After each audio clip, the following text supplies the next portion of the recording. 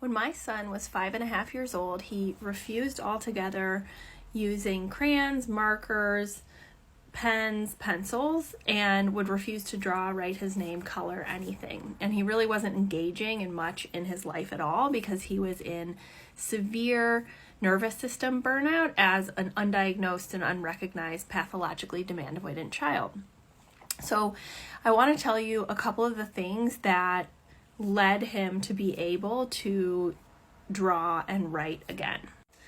Okay, so first of all, he was physically capable and had already learned to write his name and draw when he was about 2.5 years old, but because of nervous system activation and constantly perceiving threat and all the demands, he had started to refuse and avoid engaging it altogether.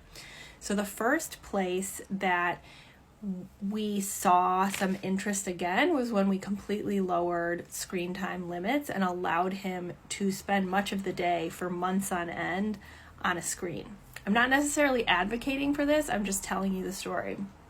So he would watch both on an iPad and on the television at the same time, and we would monitor content, but he would start pausing things and drawing robots, okay? And then when he wasn't on a screen, he would ask us, "Mommy, will you draw a robot? Daddy, will you draw a superhero?" And he would control every single thing we drew. He would not do it himself unless he were on a screen, but he would have the vision in mind. So this is the first level of scaffolding we had to support him in, which is doing it for him.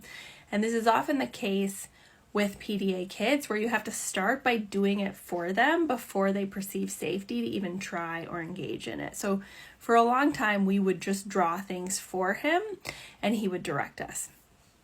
Then the next step, once we were starting to build trust, was he would ask us to draw a superhero, for example, and we would draw the outline and then he would color some of it himself.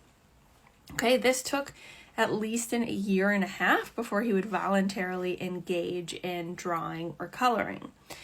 The more we forced him, and this is true for anything with a PDA child, the more deeply he avoided it and the more intensely he had a reaction to it. This is a deeply counterintuitive thing for parents because we get worried, right? It's like our kid learned to write when they were 2.5 and yet they refused to do it at 5.5. What do we do?